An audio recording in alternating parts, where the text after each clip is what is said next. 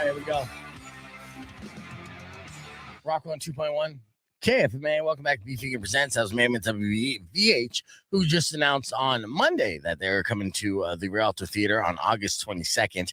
I'm Valdez and Weirdo both in studio, and I want to play a game. Mm-hmm. That game is the Slang Gang game. Okay, so it's all about Gen Z's slang. So I'm going to give you an example of a slang word and multiple choice answers to choose from. You're going to choose which one you believe fits the definition for the slang that I'm going to give you. Okay. And then your partner, who's on the phone, will agree or disagree with your answer. And whoever has the most points at the end of the Slang Gang game will win tickets for Mammoth WVH. Can you say that one more time? The slang, well, my throat hurts, so I'd say it a lot quicker and smoother, but it's a Slang Gang game. Mm-hmm. Right? It just sounds out of context completely different. Yeah, well, does it sound different? Like, does it sound dirty? Dirty. Okay, Slang Gang game. Okay. Well, anyways, on team, I'm Valdez. We got Mike. Good morning, Mike. Good morning. All right, and on team Weirdo, I got Jay. Good morning, Jay. Morning. All right, and so here we go. So we'll start off with team I'm Valdez. All right, I'm Valdez, okay? Which of the following... He's Valdez. Which of the following is another word for uncool? Is it A, skirt, B, chewy, or C, bet? I'm going to go with skirt. You're going to go with A, skirt? Yes. All right, Mike, do you agree or disagree with this? I agree with that one. You agree with that? Oh, Both of you are wrong. I hope so. damn it. Mike, you said you were hip to the lingo that the kids use, and I believed you. No, I didn't. I'm just kidding. All right. So there's no points here for Team Valdez yet. All Sorry, right. Mike. Now to Team Weirdo. Okay. All right, Weirdo. If something quote unquote slaps, it is A, excellent or amazing, B, surprising or scary, or C, beautiful or handsome. A, excellent or amazing. All right, Jay, do you agree or disagree? I agree. That is correct. Nailed 1 point for Team Weirdo. Now, Jay, did you know this? No, I took a wild guess. She's got the 19-year-old, and I'm just going with what she thinks. I actually good. knew that one. All right, yeah. I Okay. mean, that's a very popular one. Jay, I need you to use slaps in a sentence. Me? Yeah. I just want to hear I have. because you know it means excellent or amazing. So yeah, I'm trying to keep you hip to slang. You know what I mean? I guess the burger meal slapped. There you go. Yeah. It's stupid, but so are the kids. So, all right, Team Valdez. It's Mike and Valdez. Here is your question, Valdez. What does snatched mean? All right, snatched. Is it A, stolen, B, fierce or on point, or C, exhausted or tired? Man, well, you give me all the hard ones, man. Is that a hard one?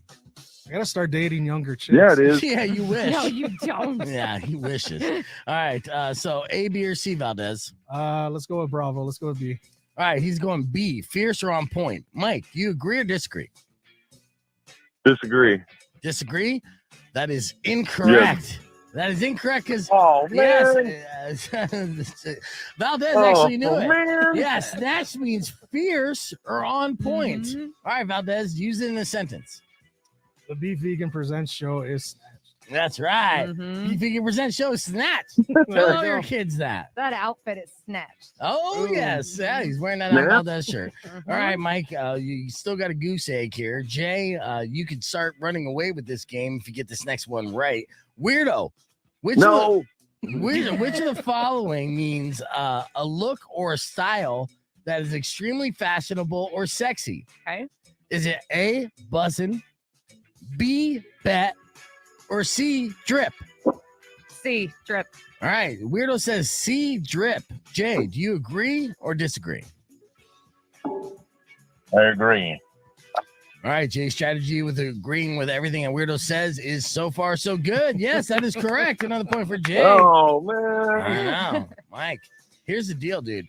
You got to get this next one correct to stay in the game. If not, then you lose these tickets, and I'm going to be passing it off to Jay, and him and a friend are going to go see Mammoth WVH at the Rialto Theater on the 22nd. Okay. I mean, Mike, you had the chance, you had the choice, and you chose Valdez, not me, and then talked I crap. know Mike did have the first round draft. I know, Well, he has a catchier catchphrase, so I get it. but he's Valdez. He's Valdez Every day. Yeah, every day he is. Yeah. And I'm just your friendly neighborhood weirdo. It's fine. I know. I checked with Valdez on Saturday just to see who he was. He's weirdo. Yeah.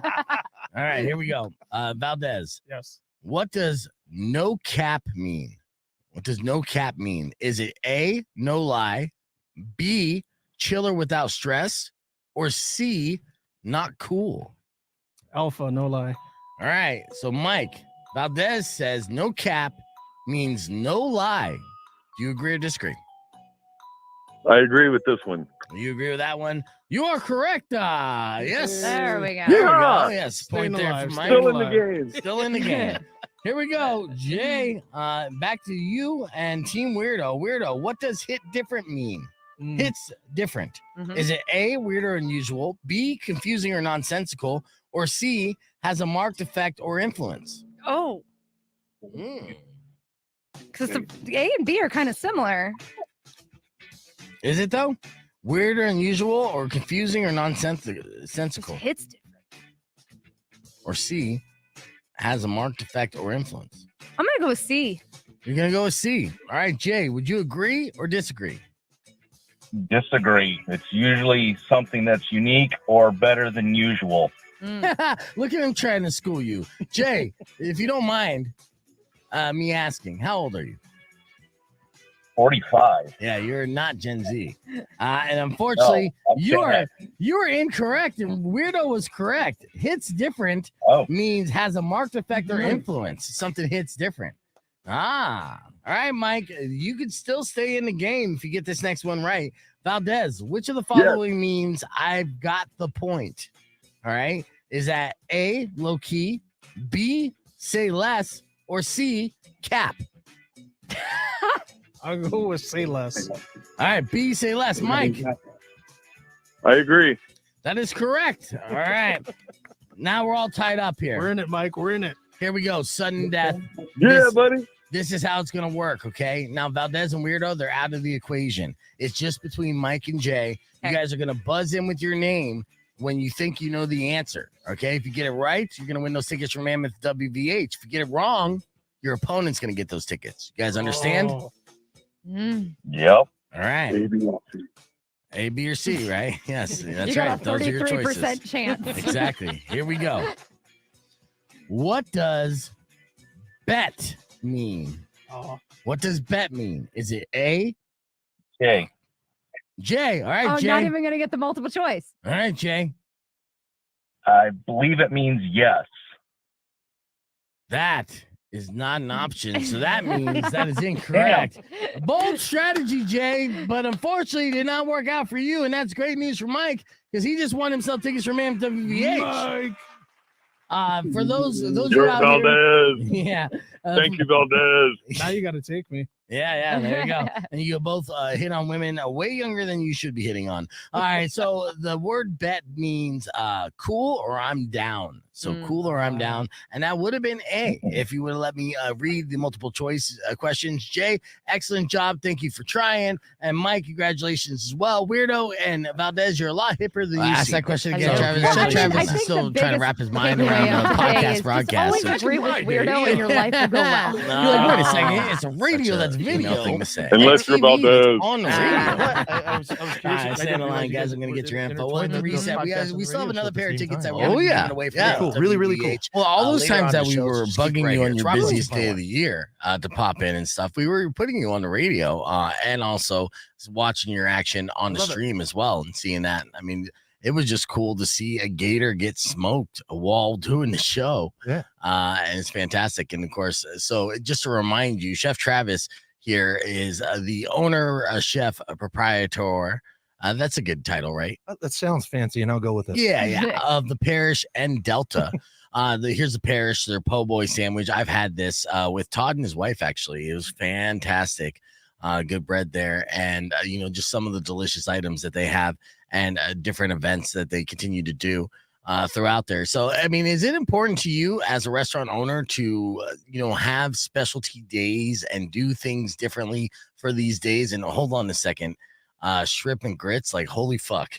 Let me just take a moment to bask that in. The grits is kind of fried like a square here. Yeah, so we do grit cakes. Grit cakes, like a crab cake. Yeah. Yeah. You got me. But with the grit. Yeah, with the grit. With the grits. It's fantastic. So grits are kind of like mashed potatoes in a way, but normally they're kind of runnier than mashed potatoes, and you're able to crust it and present it like a crab cake style grit, which looks amazing. What is on top of this? Is this caviar? Yeah, so the very top is that's actually mustard seeds that we pickle. It looks like we call it mustard seed caviar, actually. Okay, no, mustard seed caviar. A little play on it. Yeah. Now remind me again. Travis and I, we hit it off when we met each other years ago, judging for Knife Fight. Travis, former musician, just kind of a rock bro. And again, we've talked about this and connected the dots on chefs and musicians, creative types. This entire time, they are very like-minded on that, and so the ones who like to create art also love to create food, because food is art as well, the culinary arts. So did you go through training to do this, or did you just work your way through kitchens and develop your skill? No, yeah, my mom was an awful cook, so if you wanted to eat something good, you had to figure it out. Right. So that was my first school, and then I just came up and just it was an easy job to get. I started washing dishes. Or my very first job was at a Jack in the Box way out on the east side, and I worked the graveyard shift. I worked graveyard Jack in the Box. Yeah, you had like 6 customers, and you just got to get paid for not doing a whole lot. Right. So that was cool. And then fast forward a couple of years, I got a job at Mama Luisa's on Campbell. Nice. As Shout a out dishwasher. Chef Michael. That's right. And then, and that was his dad and his grandfather. Both, I think they're all named Mikey or Joey. All of them. Yeah. Right. And the great family, really great. And Mike and I became fast forward, we ended up going against each other in the Iron Chef, and that was great. We became friends after that. Yeah, and it was just a nice little full circle relationship for us. So it was really fun. We're getting on here right now. Rock 102.1 KFMA, and that is Perfume of Decay by Tiger Cub here, talking with Chef Travis Peters, who's going to be a judge of this year's Iron Chef. But are you a former Iron Chef winner yourself? Yeah. I won, I think it was 2017. 2017, yeah. All right, and that's where you became friends with Chef Michael. Tell us about your experience through Iron Chef and what it meant for you to become a Tucson Iron Chef. It was intense. I've never been one for contests leading up to that, and it took a lot of people to talk me into going for it, and I did, and I actually had a lot more fun than I thought I would.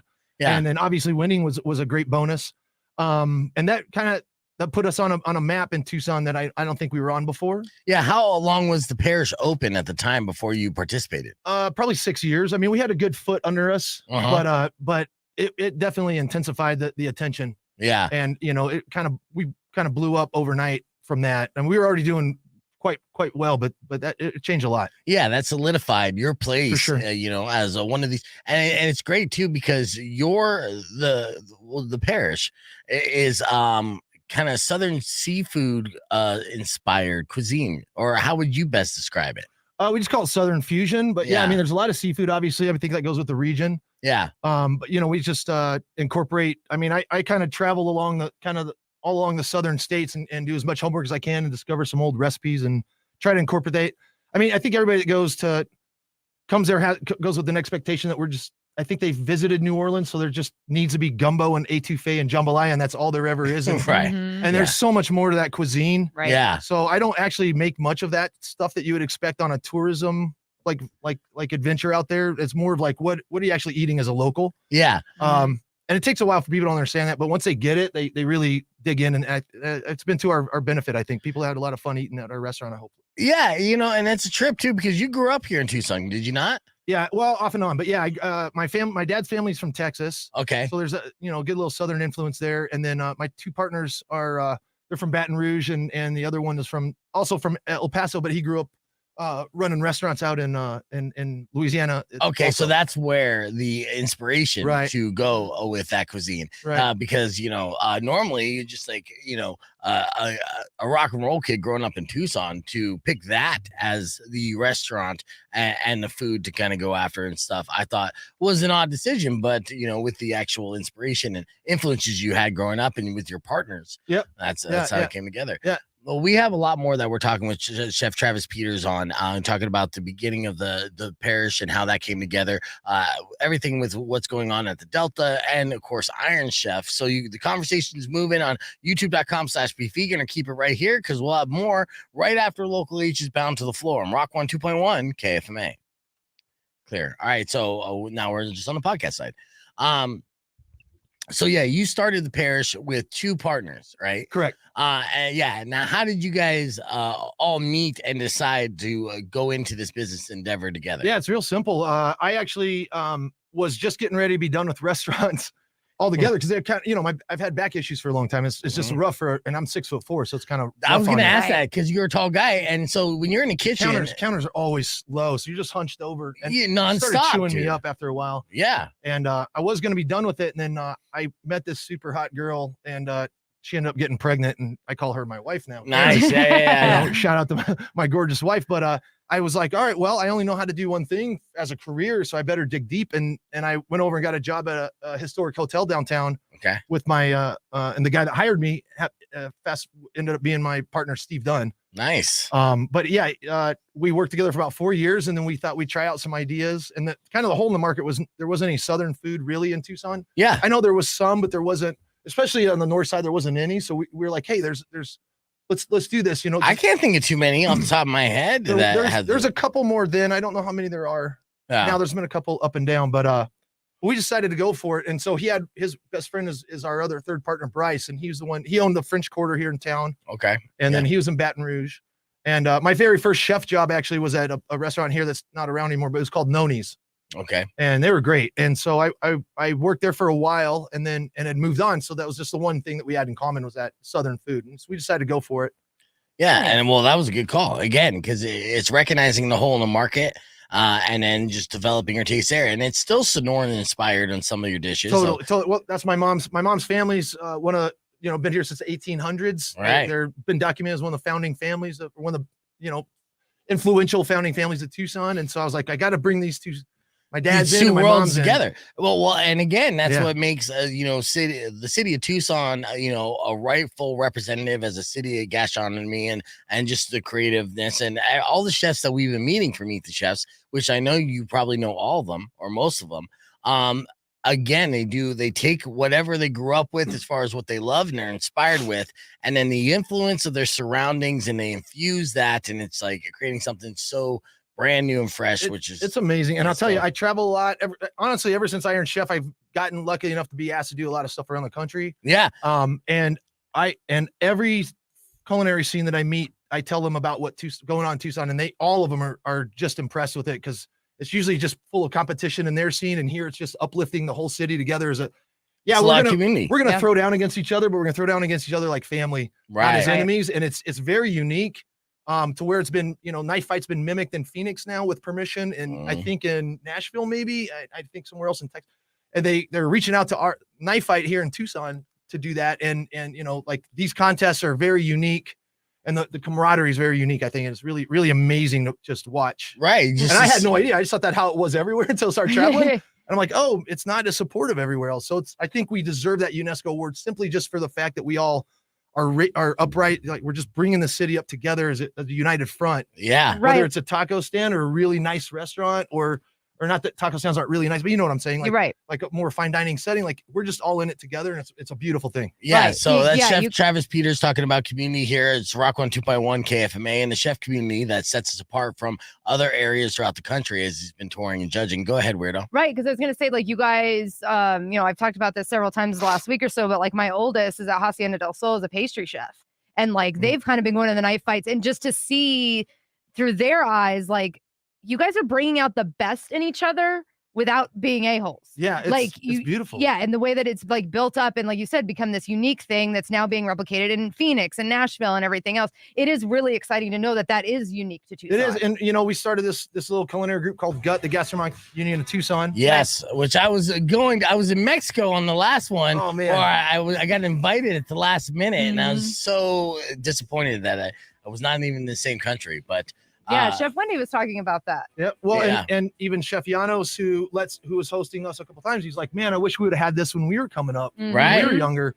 It wasn't like that even only a few years ago. It was still kind of more competitive. Because you can still learn tricks of the trade and be inspired. If I'm not learning, I'm hanging my coat up. Right. I learn every day. Yeah. Now, speaking of supporting community, Chef Travis Peters also, we featured him when I was on the other show during COVID. Of course, COVID was a terrible time for local businesses and restaurants alike.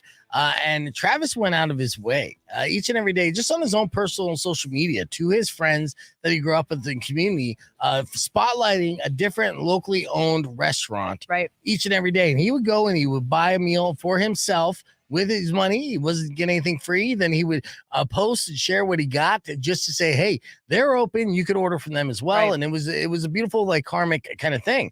And I think that was a job well done as well. Thank now, you so much, man. Since you won Iron Chef in 2017, you've also been featured as a judge, an expert judge in other areas throughout the country. Have you done any television competitions yet, or would you be interested in that kind of stuff? Yeah, no, I did Guys Grocery Games. I won that a few years ago. Somebody came and did like a feature on the restaurant for the cooking network. Nice. And then I also recently had done Chopped last year. Oh yeah, how'd you do with Chopped? I got good. I did exactly what I want. I want to get through the first round. Yeah. And be fun. Guys Grocery Games, I didn't know if it'd ever be on TV again. Yeah. So I really went serious, and I was like, all these guys are much more qualified than me. I gotta try to win. Yeah. And Chopped, I didn't care about winning at all. I just wanted to go have fun, and it was a much better experience. Yeah.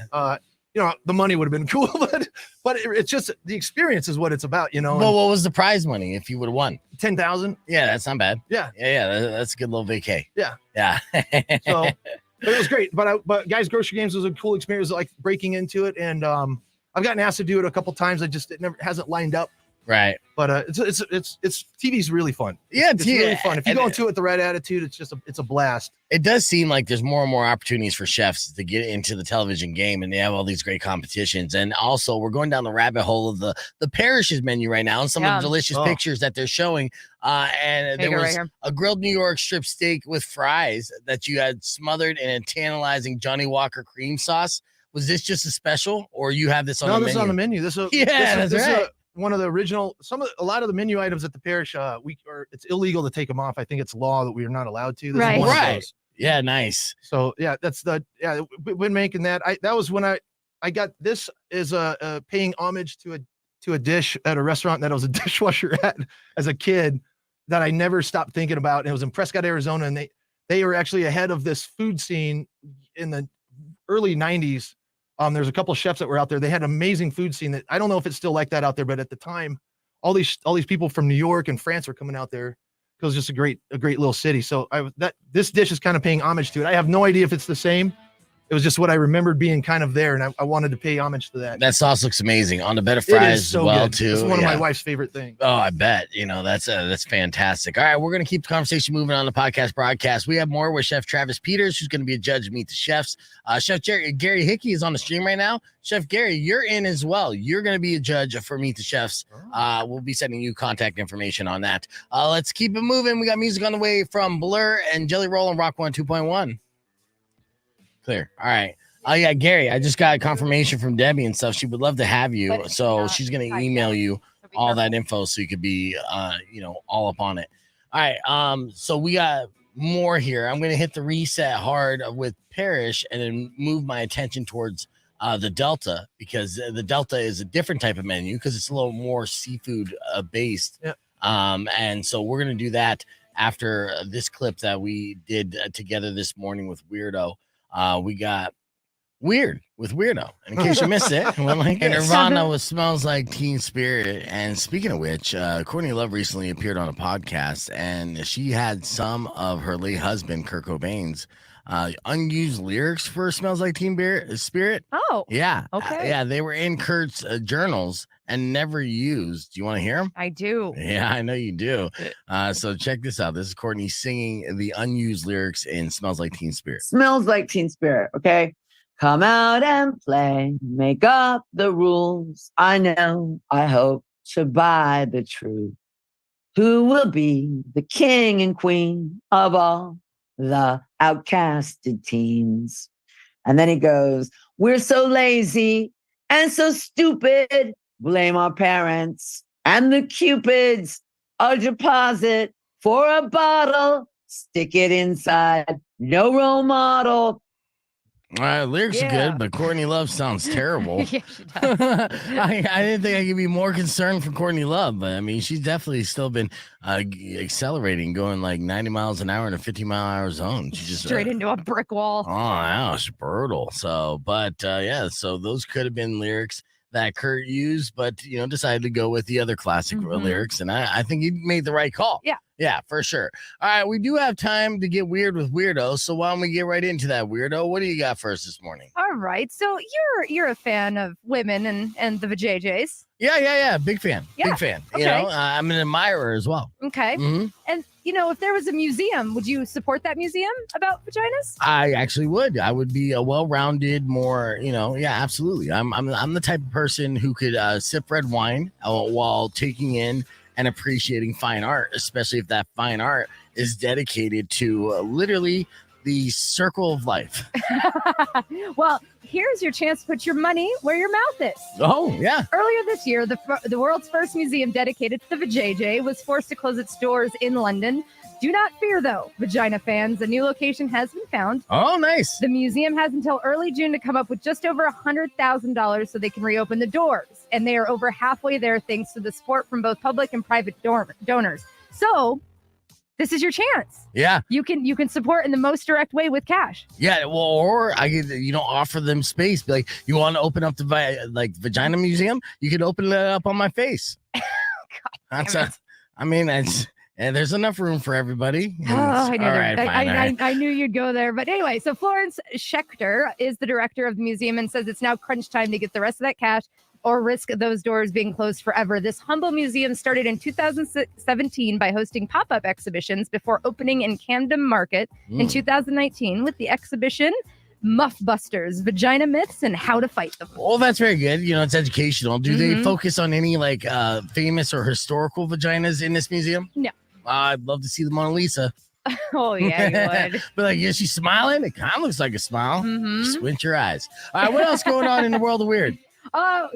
So a woman has been slapped with a charge of desecration after she was accused of doing her dirty business in the chapel of a nearby hospital. Oh, no. That's not good. Yeah. Yeah.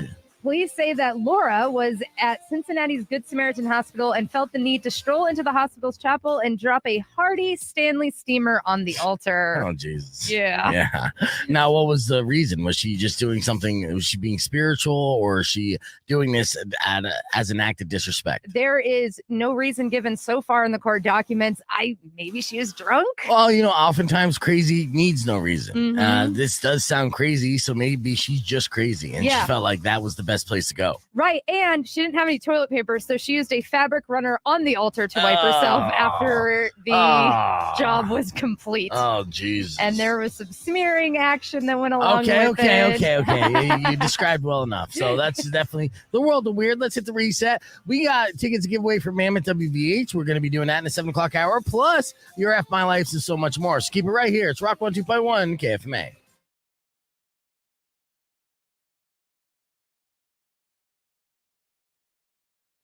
All the kids in right and stuff. Right yeah. and then He's down there pointing at him and right and Davey him. Havoc does the walkout onto the crowd. Yeah, I was like I've always liked them, but Yeah. I'm a that I'm a night big fan all of a yeah sudden. that night we were in the I was like, balcony. "You're so cool to the crowd. I'm into it. Yeah. Oh yeah. My kid never seen him. So Travis was talking about how he became a fan of System of a Down, seeing him at KFMA Day 3. And it's amazing how when you see a band live, that's how you become a fan of them. Yeah. I was the same way with Portugal the Man was one of the bands that, I played and I was familiar with, and they're okay. And then I saw them live and I'm a lifer, right? They're fucking amazing. It was done and done. It was cool. It was Yeah. cool. Oh, that's like anytime I go to the Rialto, like we went and saw As I Lay Dying last year in Whitechapel, and I'd been into those bands. My boyfriend, not so much into the deathcore, the death metal, but he was like, no, I was won over because the crowd and the energy. He's like, it was like a dreamlike state. I try to get everyone I can talk into going to see Guar live, and a lot of them are like, I don't even know their music. Go. And I said, but that's the point. I don't even know if I like their music. I've been listening to them since I was 14. You know, I'm like 78 years old now. I listened to them most of my life, but I don't even know if I know most of the songs anymore. They're just really fun. It's insane live. And you'll be a fan of the live show. Yes. And if you're a fan of the live show, you dig the tunes enough to go see them again. Yes. And that happened to me with System Down. You know I was never a fan. And then when I saw how the crowd just sang every lyric and I got goosebumps, like, I didn't like these guys 10 minutes ago. Now I think I'm a super fan. Yep.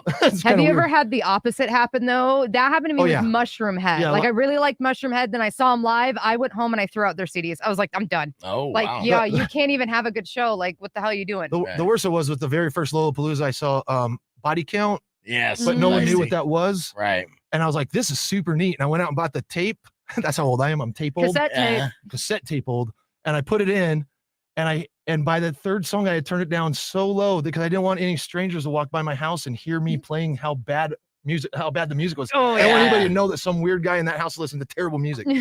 So yeah, it's happened a couple times. That was my first experience with that though. It's funny too because I never saw the appeal besides Ice-T, of course, of Body Count, you know, and neither did Ice-T really. In fact, actually, if it wasn't for Cop Killer being on the FBI's radar and getting the full-blown cancel press, they would not have been a band that was booked for anything. Well, I guess he started it because his friends were into metal and they played instruments. And they didn't have like an outlet. And he's like, well, here, I'll get us on tour. And so he started that band for his friends, I guess. And it he's a good guy. So I think it's cool. No, I mean, they still come together and they tour and all that good shit. So I wouldn't listen to it, but no. All right, let's go down the Delta menu here. Now, first and foremost, we're starting off with this burger that has beets on it, right? Is that beets? It's like a double decker. So it's our crew burger. This changes every week. It's sort of like the burger of the week kind of thing. And I like it. And so when you got like Mardi Gras and all that jazz, the float teams are called crews with a K. Mm-hmm. And so we always have like everybody that works for us when we do Mardi Gras, we make shirts that says crew and everybody's in our crew. So I have nothing to do with any of these burgers. I wanted my crew, the team, to come together every week and come up with them. And I think it's really fun. That's great. It gives them a really neat creative outlet. It gives them something like they have skin in the game in a way. Totally. Yeah, something to be proud about. Yeah, and it's a great team and it's just fun. So I like working with people that help with the creative outlet, you know. Yeah. I get bored with myself after a while. I'm like, I like having fresh input from people and working. I love collaboration. Have you ever met a line cook that doesn't like to make their own shit? I mean, that's kind of like the benefit of being on the line, whether you're at a fast food restaurant all the way up, dude. Yeah, you know. We're always awesome at work, but we don't cook. None of us cook at home, I don't think. Yeah. Now, like the mechanic that never fixes his own car. Yeah. It works just good enough to get the work. This we got some Bayou poutine that I'm looking at right now with crispy tater tots bathed in rich crawfish gumbo gravy, mozzarella garnished with chilies. Oh man, this looks fantastic. You even got tangy blueberry pickled onions. So the blueberry pickled onions, huh? That's rare. I haven't seen that before. That must be pretty good. Is this a brunch thing that the Delta's now serving, or no? It's just so originally I wanted the Delta. I originally wanted to do I wanted to bring that Sonoran tone to it. Mm-hmm. Kind of my mom's roots. I shied away from it a bit when we first opened because I wasn't sure how anybody would take it. Right. But I'm getting a little deeper into that, but it's just it's a play on like the red onions you get at taco shops. Yes. As a topper. It's something I've grown up with, and I did a berry contest a while ago. And so I just did all things berry, but I did what I knew, so I came up with the blueberry pickled red onions. Yeah. It's a very familiar, like you're all familiar with the onions. It's just a little bit of a different direction, but it still tastes very familiar. Yeah. It doesn't taste like it's not a weird. It sounds stranger than maybe it is, but it's really just a nice, sweeter pickled red onion is really what it comes out to, and really bright. But so we do a lot of stuff like that in there. So yeah, the beets and the pimento cheeses, and we just try to make a lot of like bar-y, kind of sort of upscaley, but it's not priced like that. It's just like upscale bar food at the Delta. Yeah, it's kind of was the goal for that, and So it's just kind of a fun little thing to do. We're going down the rabbit hole and getting hungry. We're looking at the Oh my pictures of the God. food that the Delta has to offer Is there now. a baby on a donut? Yeah, it's king cake donut. Yeah, It yeah. has to have a donut. You got to have a baby on it. Yeah, that's a New Orleans and Mardi Gras specialty, right? You got to Yep, have yep. that king cake. So yeah, we're again getting hungry just looking at all the great cuisine at the Delta. Now the Delta, it's been open a little over a year now. What's the Yeah, we on 2021, I think we opened January 1st. okay? So Right, yeah. 2 years? so 2 years. We're going on. We'll be going on to in January 1. Congratulations. Yeah, thanks. Yeah. How do you like that location and how's it been developing and working out for you and stuff? Because that's a difficult location. I to love pull the it off, location. right? Yeah, it's tougher because basically downtown seems like it's just Congress. That's everybody pays attention to Congress, so it's a little tough being off the beaten path. And the next one would be Broadway, but we're on 6th Avenue, so it's a little off. But I love the building. I love everything about it. So, and it's starting to get traction. Luckily, we're neighbors with Chef Gary Hickey and the Charo Steak and stuff. So they have a nice little draw, and we get some foot traffic from them and Oh yeah. ride his coattails for a little bit.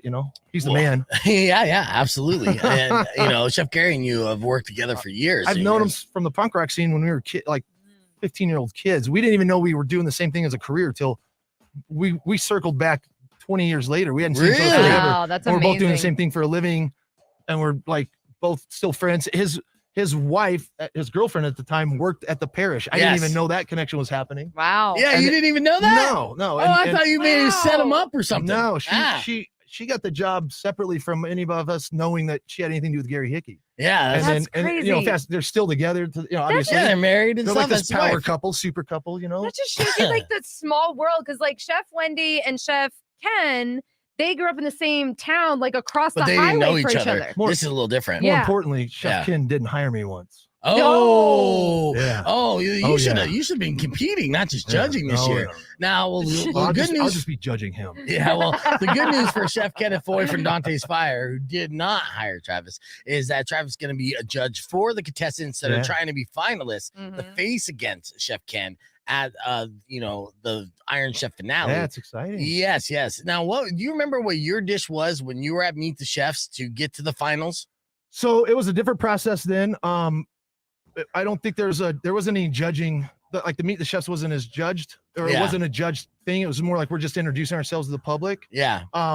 We did. I think we did a redneck sushi, which was with like watermelon and pork belly. Nice. and What's up with this town's obsession with pork belly? It's the world's obsession. Okay, well, I felt like Tucson was in my mind watching like Food Channel and all this stuff because I watch fat guy porn all the time. It seemed like pork belly was introduced to me just from them like visiting Oh, yeah. Tucson, and then when I first came down here, and now it's not the case now, but it seemed to me that everywhere I went, pork belly was on the menu, and I just moved down here two hours north, where I did not see pork belly anywhere wow. before that. I mean, Right? it had its real hot moment for sure.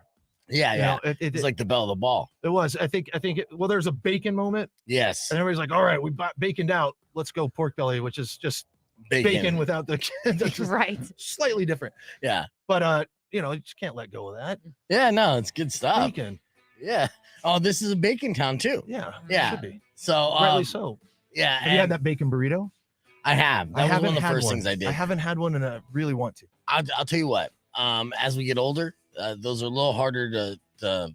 I mean, they're easy to put down, but the way you feel afterwards, not only just emotionally but physically, I don't know, man. I Sitting in enjoy the corner with concept. shame, sweating bacon sweat. It's just too Right. much. It's just too much, because that grease just soaks through. And if you have carne asada with the bacon all around it, and I've definitely had my carne asadas that have bacon in it, Sweating right? now. Yeah, dude. I I'm mean, sweating right now. I've only eaten maybe 3 in my total in my life in the last 7 years. But I probably took 7 years off my life Yeah. having those 3. Well, that was when I was running around town eating at a new restaurant every day. Yeah. Man. My wife's like, "Hey, maybe not every day." Hey, right. Yeah. Maybe take But- Sunday off. You're like, maybe- babe, I gotta maybe- help the community. No, no. Like, It was really just an excuse to eat delicious food and buy a bunch of beer, man. It was Did you get fat? Oh God, so fat. The heaviest I've ever been. That COVID-20. Thank God I had surgery because I dropped 40 pounds because I wasn't able to go out and drink beer anymore. You know? Nice. Yeah. Your wife is probably the one who gave you a staph infection. No, probably. Yeah. She's like, this will take him It's out. like, this is the only diet that works for him. Staff. All right. We're keeping the conversation moving with Chef Chef Travis Gary Peters. Hickey Peters. Yeah, you guys are married now. Yeah, we might as well be. Yeah, Chef Travis is going to be hanging out with us on the podcast broadcast. We'll continue to go down the rabbit hole of their menu. We'll be back with your TMI Top 5 and your beef tip after these words. Keep it right here. It's Rock 102.1.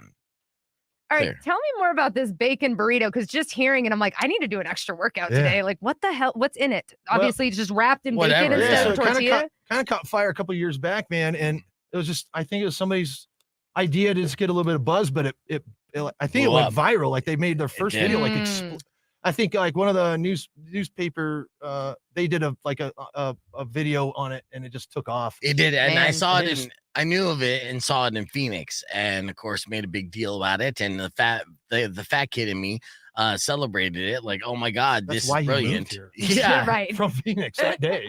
I'll tell you what, there Didn't was a even give couple, notice.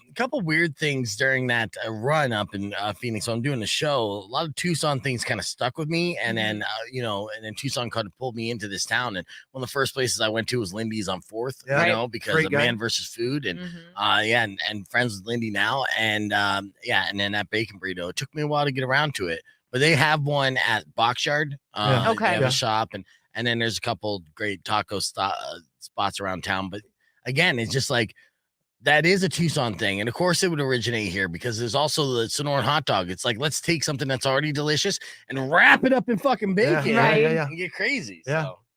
Yeah, we were bacon crazy when we first opened too. It was fun. Yeah. And, well, are you not so bacon crazy anymore? No, not as much. I mean, it's funny. Some of my favorite things that I eat, I don't actually have them. I don't have like many mushrooms. I don't cook with almost any cheese. Really? Yeah. And Okay. there's bacon all over the place, but I don't use it as robustly as I did when we first opened. Right. I've just been exploring a lot more, and I know more now through experimentation than I did when we first started. Yeah. So it's more like what's more challenging for me, I guess. And bacon's an easy one, which is I mean, you can't go wrong. Right. But it it's- makes everything better, right? You know, I've gotten a lot into. I love protein. I was very protein centric when I first started, but I found a niche in the produce world.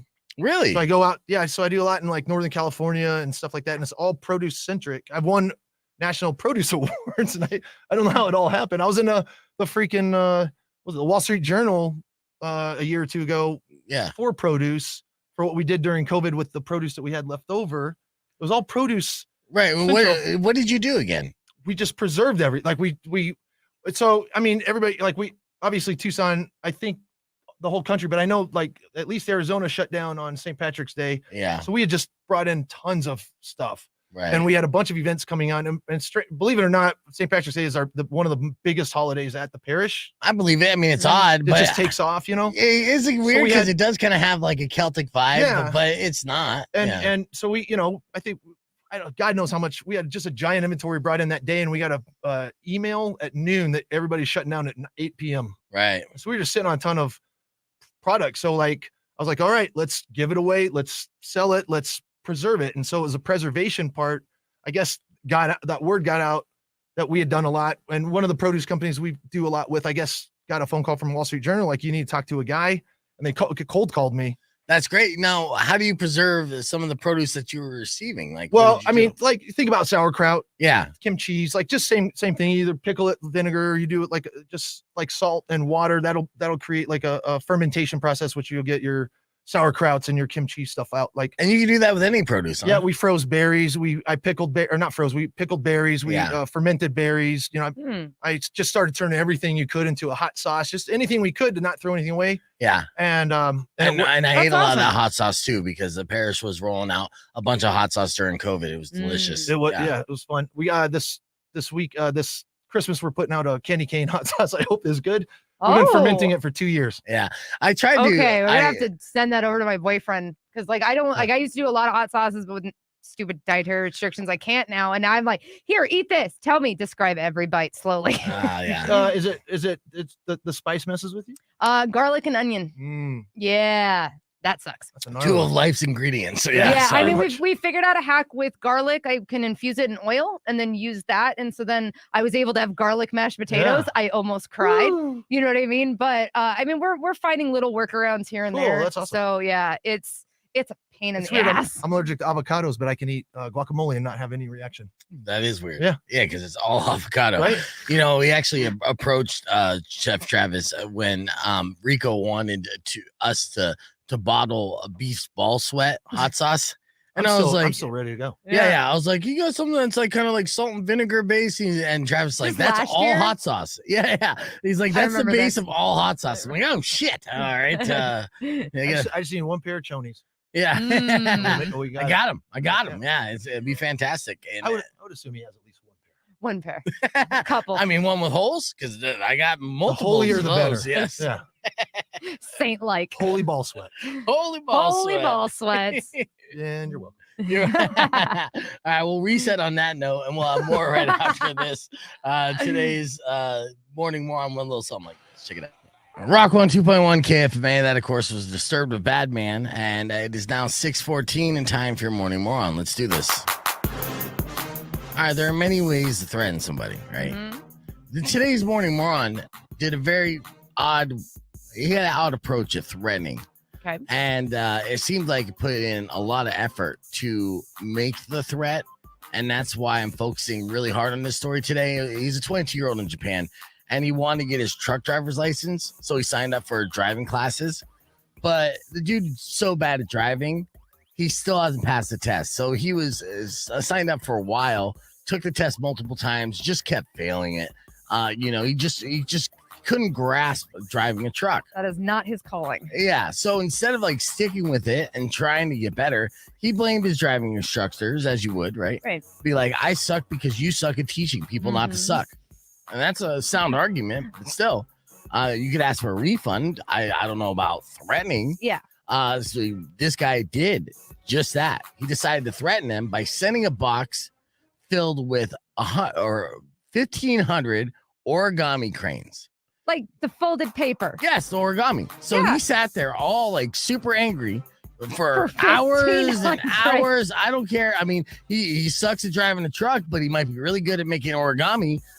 So how say can you be angry while you do origami? Like I did origami flowers for Valentine's Day, and I found it quite like relaxing. it's like meditation, right? Right. Yeah, I don't know. I mean, Huge he credit was. shoes. Yeah, I mean, he was so angry he was able to fold up 1,500 origami cranes and then still be angry afterwards.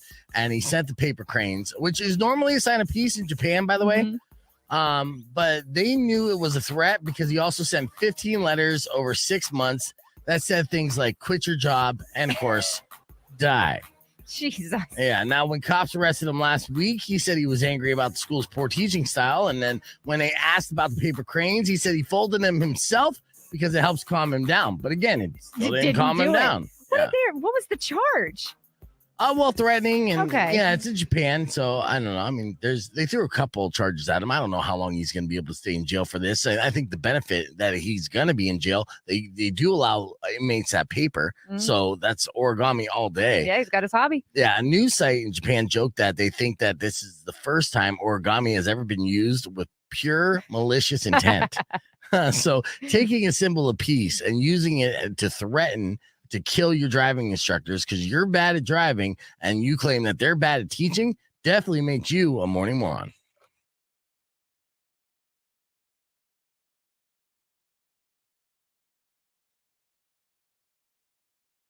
Again, what do you mean weird news? Like literally called weird news. Like here locally in town? no. Oh, we're back on the stream, by the way. Well, I mean, I'm sure there's a few that. He does Florida Man Fridays. Oh yeah, I do Florida Man segment too. Good. I mean, there's some stuff in, and we do like whole- F My Lifes and Yeah, and then I do confession sessions. like people so we just got random- benchmarks and then we talk and Right. these podcasts are easy too because then they just load up guests and kind of have that free form conversation. Yeah, That's what yeah. podcasts are all about. And so it's but it is producing two separate shows. Yeah. So I produce the morning radio show, which is all stick and move, quick content, like 4 or 5 minute segments. And then the podcast itself is a different thing. So I outline that to kind of get a game plan. When we do interviews with like musicians and stuff, again, same difference. So 2 shows in one. So we're doing 10 shows a week on crazy. average. I Right. know. Right. And there for a while too, it was once a week we were getting really good conversation interviews with like David Draymond, Chris Motionless, Luna Ora. That's on me. I just have to get back on people. I was going to Yeah. interview the lead singer of Nickelback, but they're dicks against me because I've been doing Nickelback kind of like troll posts for the past couple of years. And this is how I kind of built up the the show. Right. Like marketed the show Yeah. because enragement is engagement. So it initially started with a conversation about Barstool. Barstool would post top 10 like best singers of all time. And then they would throw in somebody in there that is just shouldn't belong on that list. Yeah. And then the internet would explode with people like, what the fuck are you doing? But they do it on purpose. Yeah, And I'm of like, course. it's a troll. It's the art of the troll. Right. So as I was talking about this, trying to explain it to the audience, I'm like, we can do the same thing. Let's do it with the top test. Like 10 heavy best, metal albums or something. yeah, Your best bands. metal bands of all time. And then we threw Nickelback on there. And sure as shit, dude, hundreds of comments, bunch of shares. You know, people are like, oh, they're so fucking I mean, stupid. what are the And- top 3 to make everybody mad? It's Nickelback and who else? well, we just sometimes do Nickelback 3 times. We've done there Nickelback you 10 go. times. There you go. I But like that. so Nickelback announced that they are performing up in Phoenix in the summertime, right? And they had Live Nation was doing ticket things and promotions with us. And Nickelback's management, they take their shit seriously. They checked out our social media pages They were having and it. they saw all the different Nickelback posts. And so now we put in, we're like a co-sponsor of this show. Sure. We're the Tucson representative of this show. And it does benefit them for us to promote the show. And they said, okay, yeah, you could do an interview with Chad Kroger, anyone but beef. So Wow. yeah, so That's That's not very Robin, Canadian. I know. Uh-huh. And I've been on this train of thought that I've been on my soapbox for years, for over a decade, because I thought the Nickelback hate was cliche. It was too bandwagony. And I came up with this theory saying, hey, Nickelback and Foo Fighters are two in the same. They're the exact same band. They both make stadium rock. The only difference is Dave Grohl has a reputation of being the coolest band on the planet. And then Chad Kroger got the reputation of being the biggest douche, right? Mm. And so if it wasn't for that behind the scenes reputation, they would be doing a co-headlining tour this summer, selling out football stadiums. So like Rockstar douche, like just Yeah, too that's, cool for that was the school? reputation, right? Oh, okay. So I'm like, well, maybe he's working on it. So, over the years, it kind of got played out that people would make fun of Nickelback for the most part. Yeah. So Right. they're feeling safe enough to come out of the house. Back on So tour. Chad does this Zoom interview with Robin Nash, and he does it poolside in his pool with his sunglasses and douche hair with his mansion in the background. I'm like, you're not doing yourself any favors, Chad. Yeah. And it's a good thing we didn't have this conversation because I would have immediately called you out on that. It would have been brutal. I wish you would have called. Did you call? I wish you would have called in on the It show. wasn't live, unfortunately. Oh, I come only on. saw it in retrospect, and that's how I found out that I got blacklisted from the camp of Nickelback. Right, but you've explained this on the podcast broadcast before of Yes. like where you're like, listen, I actually like Nickelback. I am a fan. I think it's dumb that everybody's just hating Well, on I'm them. to lying, hate, but and yeah, like, I get it. You know what I mean? Well, look, Sure. I respect what they do. There was a couple Mhm. songs that are catchy and stuff, and I understand that, and I know how difficult it is to get to that level. And there was, I watched the entire interview, by the way, of Mhm. Chad and Robin, and it was good. There were some technical issues and there's things, but there was very insightful. Robin did a fantastic job. And it made me appreciate him a little bit more and the backlash a little bit more too, because there was a time when you couldn't escape Nickelback. And this is where the hate really started to generate, right? So they had like Rockstar was on country stations as well and on pop stations, and they had a bunch of different songs that were on different formats. So it didn't matter what radio station you tuned into, no matter what format, Overload. you would It hear happened with Beastie Nickelback. Boys back in the day. I stopped Absolutely. listening to Beastie Boys back in the day only for that reason. I needed Right. a break. And we still, I hate that we play Beastie Boys on this station. As much as I love and respect the Beastie Boys, we're an active rock station. That's what they call it, right? So, they keep telling me we're not an alternative station. And I'm like, well, half of your playlist It's fucking classic rock by now. Well, it is. In the 90s, grunge is classic rock, but I'm saying half of your fucking playlist contradicts you saying we're Yeah. not an alternative station. And then when they're playing, Beastie Boys, and then there's a couple other like House of Pain. I'm like, first off, that's not active rock. Secondly, that's just fucking racist, bro. You're telling me just because they're white rappers, then you could lump them in with the They're alternative. rock? Yeah, like it's still That's weird. hip hop. That's Yeah, weird. yeah. So I never agreed with that, but Yeah. is what it is. We're gonna wrap things up here on the FM side. No cursing, even though I was the one cursing the entire time on the podcast. We are back here live on Rock 102.1 KFMA, hanging out with Chef Travis Peters from the Delta and Parish. You got lunch specials at the Parish and Delta daily, or? So the Delta is only open for dinner right now. We open at 4 p.m. Yeah. And then we do like late night menus through the weekend. Yeah. That's where that crew burger kind of came out. It used to be our late night burger, and we thought it was funner to have it, all the time. Yeah. The Parish does do a lunch and dinner. So Nice. and then the Delta we're working on, like I said, we're working on I'm working on doing a heavier Sonoran influence to kind of tell that story from my mom's side a little bit more. Yes. And then once we get that nailed, then we're gonna start introducing Tucson to that style. We're kind of inventing a cuisine-ish moment right now. It's kind of exciting, bring that UNESCO vibe into some Southern love. Yes. And then we're gonna kind of get into brunch over at the Delta, I think. Oh, I love that. Once we get in this mode. Yeah. And hopefully now that downtown's coming back, because like COVID unfortunately kind of destroyed downtowns all around the country. 100%. Where people but a nice thing for people to get to work from home too, a lot of them that wanted to, and they didn't have to live in a state that they weren't from, and right, on and on. So there's some pros and cons, but anyway, hopefully downtown gets repopulated, and so we're gonna get into lunch, when I think that office business is a little stronger. And right. And the amount of people now living in the high rises that have come up in the last couple of years. Different. Going downtown Tucson now, from what I grew up with, I was like, holy crap, man. Like, it's crazy.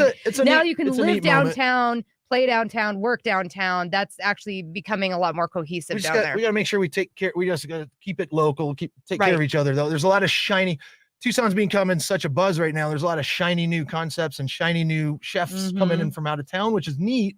Right. But I don't want. How long is it going to last? I'm hoping the city doesn't get lost in the new shininess of that and not realize that they're only here because of what the community has done. Right. What you all established. We all built this. Right. As a city and as a community. Like, now they're coming in to capitalize on it. So, and I'm not. There's enough room for everybody, but I just hope Tucson realizes that they're shiny and new. But let's not forget the locals that built this up. On all the hard work that people have been doing since day one out Absolutely. here. Right. And a great way to celebrate that and be able to educate yourself on some of the locals that are making moves and creating great culinary art in our community is this Sunday at Meet the Chefs at Casino del Sol. Chef Travis Peters is going to be a judge. Chef Gary Hickey, and your names aren't familiar or similar at all, but I am mixing them up. But he's gonna be a judge. We're gonna go out there, so you can get your tickets at kfma.com and get them while they last. And while you're there, you'll be able to taste samples from all the chefs that are participating, trying to be in the finals to face off against Chef Ken from Dante's Fire. Travis, it was long overdue that I get you in studio, and I appreciate you, man. It was a blast. Doors open for you, my friend. Appreciate you guys. I like to thank everyone for listening to the show. As always, if you're on the YouTube page, don't forget to like and subscribe and keep those comments rolling. We'll be back on Monday morning, but till then, you guys enjoy your weekend. Drive safe, ride safe, and as always, rock local. Later. Bye-bye. You wish upon a side of beef, soon will come. I was scrolling through the pictures, and then I saw a girl, a bartender that I dated for a minute. I was like, I will not have